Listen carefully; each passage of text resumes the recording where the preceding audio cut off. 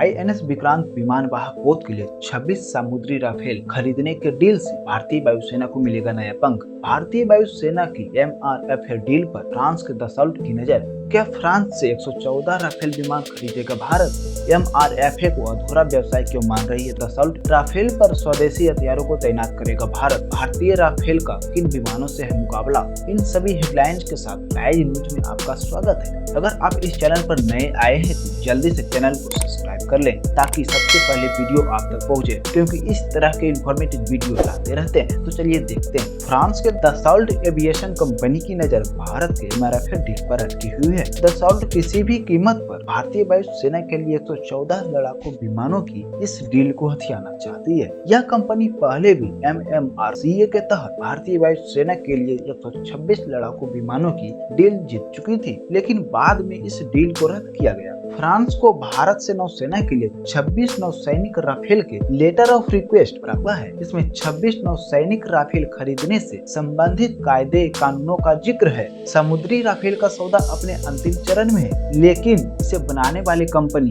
Dassault aviation की निगाह भारतीय वायुसेना के बहुप्रतीक्षित 114 लड़ाकू विमानों के कॉन्ट्रैक्ट पर है। लेटर ऑफ रिकमेंडेशन एक टेंडर डॉक्यूमेंट की तरह है, जिसमें भारत सरकार ने समुद्री राफेल पर अपनी सभी आवश्यकताओं और क्षमताओं को निर्दिष्ट किया है। यह विमान वाहक पोत आईएनएस विक्रांत और आईएनएस विक्रमादित्य से संचालित होगा। कॉन्ट्रैक्ट पर हस्ताक्षर करने में अभी कुछ समय बाकी है, क्योंकि फ्रांस अभी लेटर ऑफ रिकमेंडेशन का मूल्यांकन करेगा और 26 फाइटर जेट के लिए लागत वार्ता शुरू होने से पहले लेटर ऑफ एक्सेप्टेंस के साथ भारत को जवाब देगा। डील पर हस्ताक्षर 2024 में होने की उम्मीद है। समुद्री राफेल की खरीद के सौदे पर कम से कम $8 बिलियन यानी कि 65,920 करोड़ रुपए की लागत आएगी, जिसमें 22 सिंगल सीटर समुद्री राफेल और इसके 4 ट्विन सीटर ट्रेनर जेट होगा। समुद्री राफेल को दुनिया का सबसे उन्नत वाहक जनित लड़ाकू विमानों में से एक माना जाता है और भारतीय नौसेना में इसके शामिल होने से इसकी हड़ताल,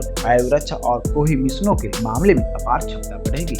Dassault aviation government to government deal में भारतीय वायुसेना के लिए 36 राफेल जेट सौंपने के बाद विश्व स्तर पर इस जेट की मांग वृद्धि देखी है। हाल ही में फ्रांसीसी मीडिया ने दावा किया कि जर्मनी के वीटो के बाद यूरोफाइटर टाइफून के डील जीतने की संभावना कम होने के बाद दसॉल्ट एविएशन ने सऊदी अरब को 54 राफेल की पूर्ति करने का सौदा जीता है। भारतीय वायुसेना के टेंडर के लिए दसॉल्ट एविएशन का राफेल दुनिया भर के 3 अन्य प्रमुख फाइटर जेट के साथ प्रतिस्पर्धा कर रहा है। इसमें बोइंग के F-18 और F-15EX, लॉकहीड मार्टिन के F-21, साब के ग्रिपेन शामिल है। भारत इन 114 फाइटर जेट को मल्टी रोल फाइटर एयरक्राफ्ट यानी कि MRFA डील के तहत खरीदने की कोशिश कर रहा है। दसॉल्ट एविएशन ने 2013 में 126 राफेल फाइटर जेट के लिए पिछला टेंडर जीता था, जिसे 2007 में भारतीय वायुसेना ने जारी किया था। उस डील को medium multi role combat aircraft यानी कि MMRCA खरीद कार्यक्रम कहा गया था, लेकिन 2015 में जब प्रधानमंत्री मोदी ने डील को रद्द कर दिया और लगभग $8 बिलियन अमेरिकी डॉलर के सौदे में फ्रांस से 36 राफेल खरीदे। यही कारण है कि Dassault aviation company 114 fighter jet के लिए इस एमआरएफए टेंडर को अधूरे व्यवसाय के रूप में देखता है। भारतीय वायुसेना चरणबद्ध तरीके से एमआरएफए टेंडर के जरिए 6 स्क्वाड्रन को शामिल करने की योजना बना रहा है। कार्यक्रम को रक्षा अधिग्रहण प्रक्रिया 2020 की मेक इन इंडिया के तहत ही आगे बढ़ाया जाएगा। Air chief marshal VR Chaudhari ने कहा है कि ASQR यानी कि एयर स्टाफ क्वालिटी रिक्वायर्ड को अंतिम रूप दे दिया गया है और OEM यानी कि ओरिजिनल इक्विपमेंट मैन्युफैक्चरर के साथ विस्तृत बातचीत हुई है। चयनित श्रेणियों की स्वदेशी सामग्री और मेक इन इंडिया प्रावधानों के लिए OEM प्रतिबद्धताएं मांगी जा रही है। भारत में निर्मित किए जा रहे MRFA पर स्वदेशी रूप से विकसित एयर टू एयर और एयर टू ग्राउंड हथियारों को इंटीग्रेट करने की परिकल्पना की गई है, जिसमें राफेल पर स्वदेशी हथियारों की तैनाती हो सके। हालांकि विशेषज्ञ दसॉल्ट एविएशन के राफेल, बोइंग के F-15EX और साब के JAS-39 ग्रिपेन के बीच प्रतिस्पर्धा को देखते हैं।